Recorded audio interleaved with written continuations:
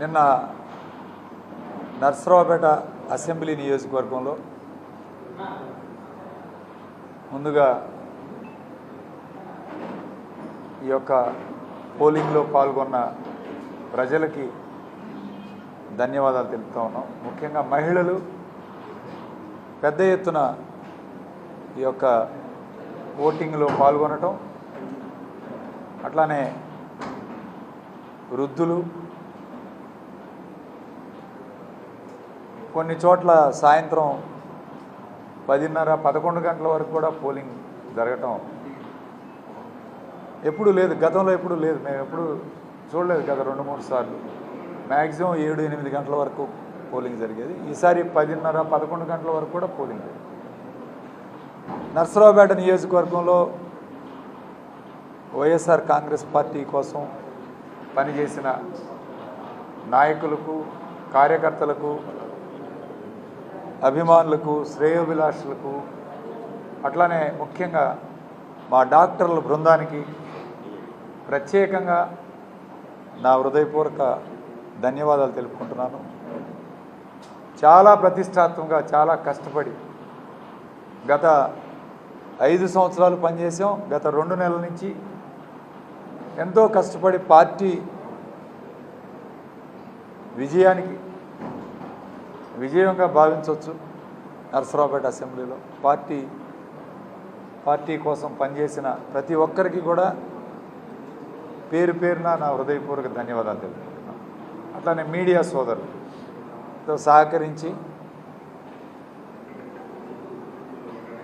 సహకరించిన మీడియా సోదరులకు కూడా నా హృదయపూర్వక ధన్యవాదాలు తెలుపుకుంటున్నాను. అట్లానే నిన్న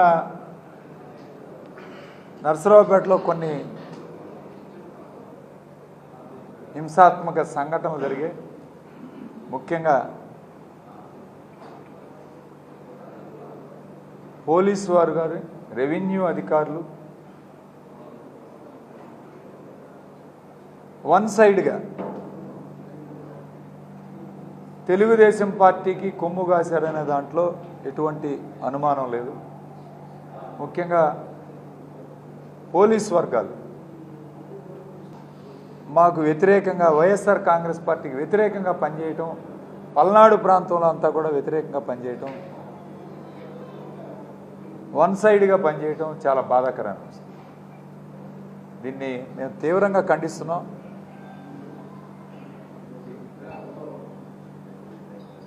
మమ్మల్ని ఏమో కాన్వాయ్గా మీరు 6 కార్లకు కూడా పర్మిషన్లు ఉన్నాయి.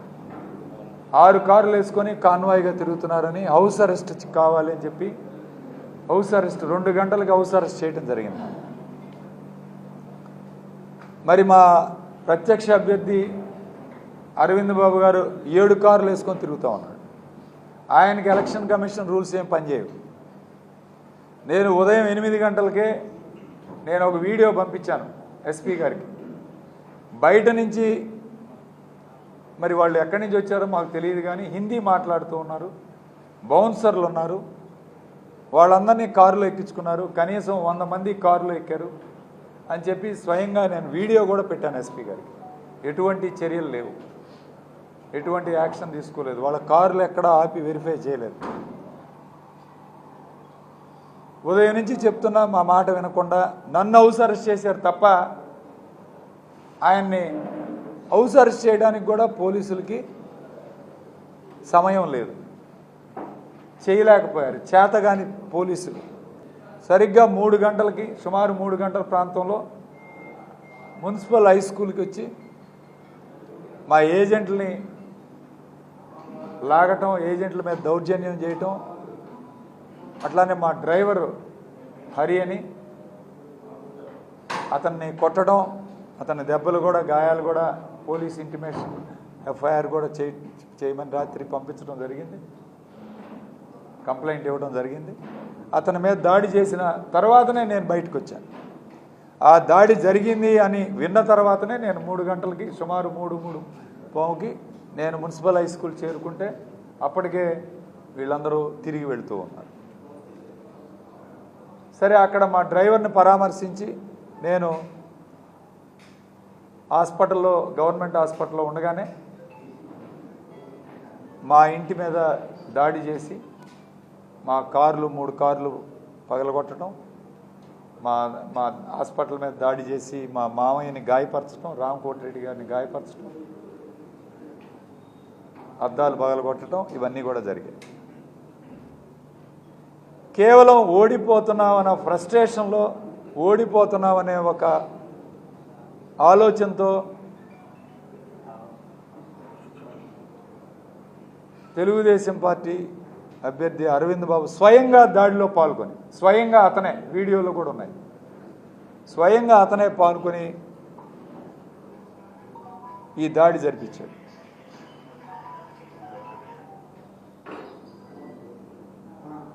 అయినా సరే మేము సమన్వయం పాటించి మా కార్యకర్తలందరూ దాదాపు 2000 మంది కార్యకర్తలు హాస్పిటల్ దగ్గరికి వచ్చిన ఎక్కడా కూడా తొందరపడకుండా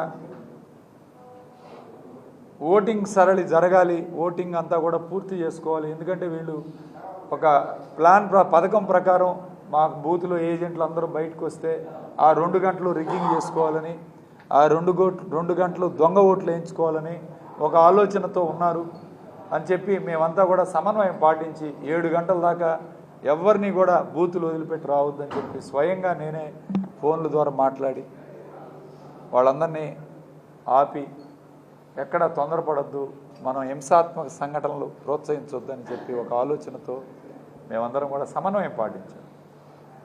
సుమారు 7-7:30 గంటల దాకా పోలీసు వాళ్ళు వచ్చి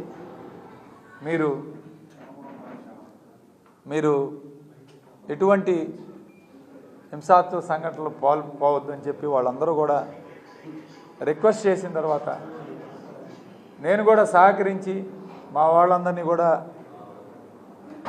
పంపించి వేయటం జరిగింది హాస్పిటల్ దగ్గర.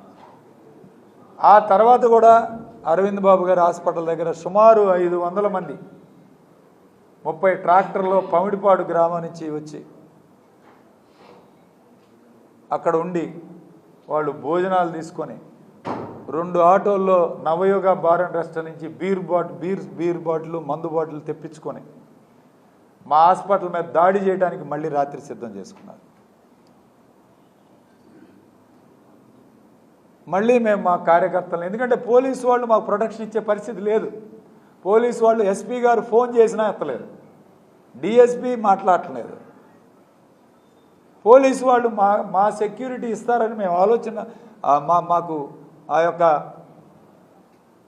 ఆలోచన లేదు, మేము భావించడం లేదు పోలీసు వారు సెక్యూరిటీ ఇస్తారు. మా పర్సనల్ సెక్యూరిటీ కోసం మా కుటుంబం కూడా మేము హాస్పిటల్ పైనే ఉంటున్నాం, మా పిల్లలు ఉంటున్నారు, మా ముసలి వాళ్ళు పెద్దవాళ్ళు ఉంటున్నారు, హాస్పిటల్లో పేషెంట్లు ఉన్నారు. రాత్రికి రాత్రి సుమారు 500 మందిని మళ్ళీ నేను గ్రామాల నుంచి పట్టణాల నుంచి పిలిపించుకొని వాళ్ళందరినీ రాత్రి హాస్పిటల్లో ఉంచుకొని మా పర్సనల్ సెక్యూరిటీ కోసం అనిల్ అన్న కూడా రాత్రి ఆ సమయంలో కూడా సుమారు 11:30-12 గంటల దాకా నా దగ్గరే ఉండి మేమందరం కూడా సమన్వయంతో పనిచేయాలి.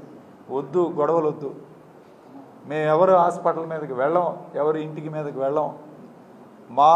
మా యొక్క కుటుంబ రక్షణకి లేదా మా యొక్క హాస్పిటల్ రక్షణ కోసమే రాత్రి మేమందరినీ కూడా పిలిపించుకొని అక్కడే నిద్రపోయి ఇప్పుడే బయలుదేరి రావడం జరిగింది.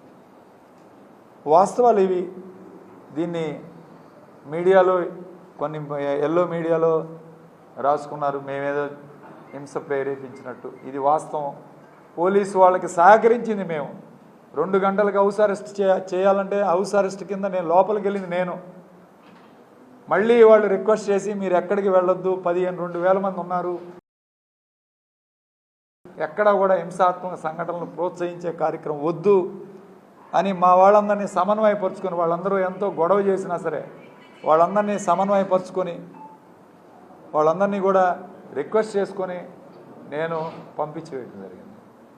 అయినా సరే మళ్ళీ మా హాస్పిటల్ మీద దాడి చేయాలని మళ్ళీ వాళ్ళందరూ సిద్ధపడటం ఎంతవరకు సబబు? ఒకటే గుర్తుపెట్టుకోండి, ఎవ్వరూ ఇక్కడ సహించే పరిస్థితి లేదు. ఎవ్వరం కూడా హింసాత్మక సంఘటనలు జరగాలని కోరుకోరు. కానీ రెచ్చగొట్టే కార్యక్రమాలు చేస్తే మాత్రం ఎవరు ఊరుకునేది లేదు. దాన్ని ఎవరు సమాధానం ఖచ్చితంగా చెప్పాల్సిన అవసరం ఉంది, చెప్తాం కూడా. కానీ ఇలాంటివి రోజు ప్రోత్సహించే కార్యక్రమం చేస్తే మాత్రం అరవింద్ బాబు గారు మీకు క్లియర్గా చెప్తా ఉన్నాను, మీరు మాత్రం ఇలాంటి సంఘటన ప్రోత్సహిస్తే ఊరుకునేది లేదు. భవిష్యత్తులో కూడా మేము ఊరుకోం, ఇది ఖచ్చితంగా చెప్తా ఉన్నాం. కాబట్టి మీరందరూ కూడా సహకరించాలి. అందరం కూడా నర్సరావుపేట ప్రశాంతంగా ఉండాలి. నర్సరావుపేటలో ప్రజలు ఇబ్బంది పడకూడదు.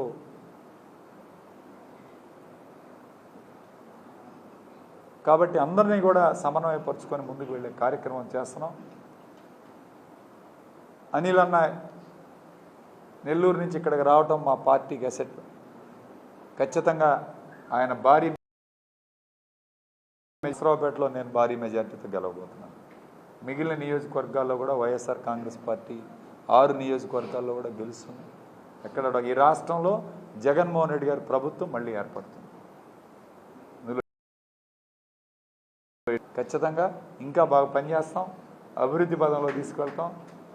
ఖచ్చితంగా ఈ రాష్ట్రానికి మేలు చేసే కార్యక్రమం చేస్తాం భవిష్యత్తులో అని తెలియజేస్తూ సెలవు తీసుకుంటాం.